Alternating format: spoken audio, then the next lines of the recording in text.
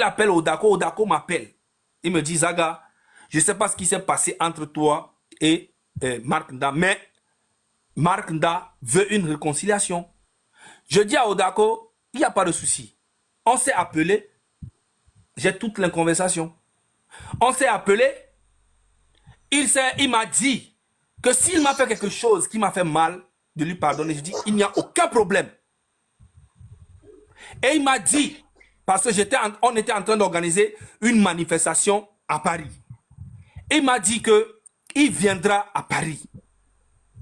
Et il aimerait bien me voir. Je dis, il n'y a aucun problème.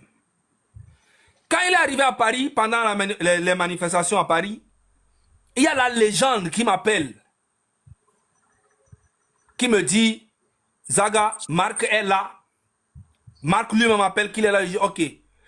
Le lendemain, comment il s'appelle? La légende. Si la légende est là, vous pouvez le monter. Moi, au moins, il sera témoin. La légende m'appelle, il me dit, Zaga, il faudrait venir parce que Marc veut te voir. J'ai dit à la légende que, tu sais, moi, j'ai fait la paix avec Marc, mais je ne suis pas obligé d'aller le voir. Il me dit, non, je sais, tu sais, maintenant, tout ça, là, c'est fini, nanani, nanana. Zaga, je vais t'envoyer un chauffeur qui viendra te chercher là où tu es pour venir. Je lui dis, non, je n'ai pas besoin d'un chauffeur. Comment tu vas m'envoyer un chauffeur? Moi, je suis à Paris. Que je n'ai pas besoin. Moi-même, là, je vais venir. Je vais prendre le métro pour venir. OK? Et, comme par hasard, l'hôtel où il est, ce n'est pas loin de moi. Quand j'ai tapé l'adresse, j'ai vu que c'était à côté. Et moi-même, j'ai marché. Moi, j'adore marcher. J'ai marché pour aller le voir. Et quand on s'est vu, on a parlé. J'ai dit, oh, c'est fini. Il m'a dit de manger. Je dis, je ne mange pas. Il m'a dit de boire. Je dis, je ne bois pas. Parce que, tu sais pourquoi? Quand je suis arrivé là, il y a un garde du corps devant la légende. Si la légende est là, demandez-lui. Il va monter.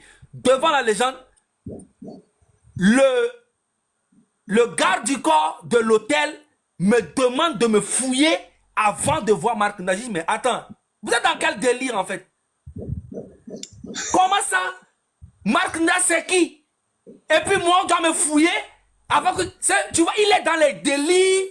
Il se donne un genre. Tu comprends? Bon, déjà, j'ai pas compris. La légende était là. Le gars m'a fouillé. Tu vois, si je suis quelqu'un d'orgueilleux, écoute-moi. Si j'étais quelqu'un d'orgueilleux, quelqu'un d'auteur, comme on pense, déjà, on me demande de me fouiller avant de voir Marc. Mais automatiquement, je bouge. Mais je n'ai pas. Je dis, c'est pour la lutte. Si tu viens ici, là, en fait, t'inquiète, c'est rien. On m'a fouillé, je suis rentré. Il m'a dit de boire, je dis, je ne bois pas. Il m'a dit, à la pâte. J'ai dit, je ne mange pas. Je n'ai pas touché de l'eau, même rien. On a parlé pendant au moins, je crois, 40 minutes. Et je dis, moi, je m'en vais. Et il rentre dans la chambre, il vient, il me donne une enveloppe. Je vois l'enveloppe, il y a $1000. J'ai dit en même temps, devant la légende, que l'argent que tu me donnes, ce n'est pas... Si tu viens, je vous dis que... nanani, nanana, que je vais donner l'argent là aux orphelins. Devant la... S'il est là, montez-le. Devant lui. La légende me dit, non, t'inquiète pas. Je dis non. Parce que Marc Nda, dans le passé, il dit que je l'ai escroqué, je l'ai fait ici, il m'a donné 30 millions, il m'a fait que des mensonges. Et aujourd'hui, il vient trouver la personne qui l'a escroqué et il lui donne encore $1000. C'est dans quel intérêt? Quelqu'un qui t'a escroqué plus de 40 000 $. Quand toi, tu vas le voir, toi là, c'est pas pour l'attraper? Mais moi, tout ça, j'ai laissé tomber pour la lutte. Tout le monde me connaît que moi, j'ai une grande gueule. Je ne laisse pas ce genre de trucs. Mais j'ai laissé tomber. Et il vient dans la manifestation. Il fait comme si c'est lui qui a organisé la manifestation. Alors que c'est pas toi. Il vient avec un garde du corps. Il vient le tout. Alors que tout le monde est simple. Tout le monde, il vient avec un garde du corps. Le lendemain, écoute-moi bien. Le lendemain, quand moi, ils m'ont appelé, je n'ai même pas décroché. Quand j'ai pris les $1000 là, Quand je suis venu là, j'ai mis ça dans mon placard. Je n'ai pas touché. Comme si je savais. 3 ou 4 jours après, il s'en va. Il y a une soeur à moi, une grande soeur ou bien une petite soeur. Le lendemain, écoute-moi bien, hein, le lendemain, moi, ils m'ont appelé, je n'ai même pas décroché. Quand j'ai pris les 1000 dollars là, quand je suis venu là, j'ai mis ça dans mon placard. Je n'ai pas touché. Comme si je savais. 3 ou 4 jours après, il s'en va. Il y a une soeur à moi, une grande soeur ou bien une petite soeur. Elle s'appelle Farida Nabourema. Je ne sais pas si tu connais. Oui, je la connais. Elle est dans la lutte aussi. Voilà. Depuis très longtemps. Depuis très longtemps, voilà. Elle m'appelle, elle me dit, mon jeune frère. Je dis oui. Il dit, Marc vient de m'envoyer un vocal. Il dit que il va s'attaquer à vous. Je dis, mais comment? On vient de faire la réconciliation. Il dit non. Merci beaucoup à vous. Écoute. Ouais. Mais je dis, mais on vient juste de faire la réconciliation. Il était là, il a fait son bouquin, il est parti, tout. Il m'a même donné 1000 dollars que j'ai gardé à haut plaque. J'ai dit à tout le monde autour de moi que Marc n'a pas, je le connais. Et quand Farida m'a dit ça, je dis non, c'est pas possible. Il me dit non, il vient juste de lui envoyer ce vocal, il va s'attaquer à vous. Il dit mais pourquoi? Il dit non, que nous sommes les France-Africains. Oh, c'est quoi cette histoire? Il dit oui, quand il est venu à Paris, les Français sont venus le voir pour lui proposer de remplacer Faure Gnassingbé, mais il a refusé parce qu'on veut mettre les quoi. Il a fabriqué des histoires qui n'ont ni tête ni queue. Et moi, je ne croyais pas, je te jure. 5 jours après, Marc Nda est venu réellement nous insulter, dire que nous sommes des France-Africains. Exactement ce que Farida nous a dit. M'a dit à moi. Tu vois un peu? Mais il commence à raconter du n'importe quoi, que des mensonges. Dès qu'il arrive, avant là, dans cette directe là, il y a un drapeau américain et un drapeau togolais. Dès qu'il est arrivé là-bas, il a enlevé le drapeau américain avant de dire que nous sommes les France-Africains. Parce qu'il se dit que si toi-même tu mets...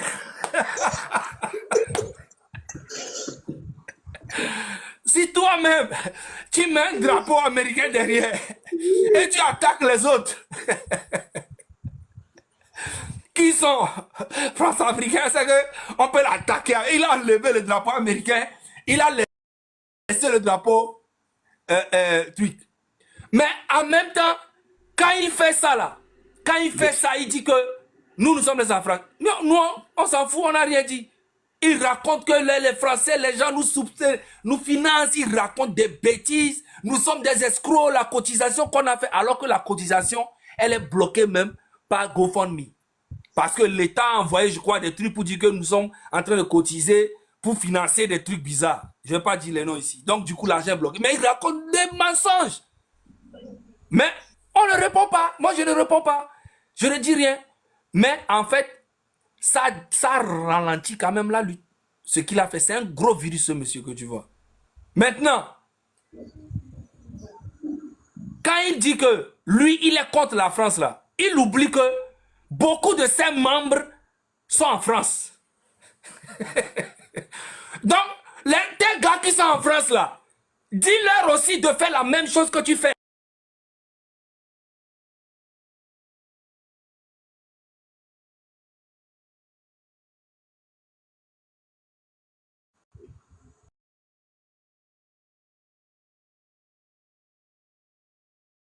Mais aujourd'hui, monsieur Zaga. Maintenant, non, attends, je vais finir. Par exemple, hier, et quelques temps après, écoute-moi, il a ramené encore le drapeau américain. Je ne sais pas ce qui s'est passé. Maintenant, il y a 2 drapeaux derrière lui. À un moment, il avait enlevé et maintenant, il a ramené. Par exemple, hier, la légende est ici, il te dit qu'il faut qu'on soit ensemble pour faire les choses, pour faire les choses, pour faire les choses.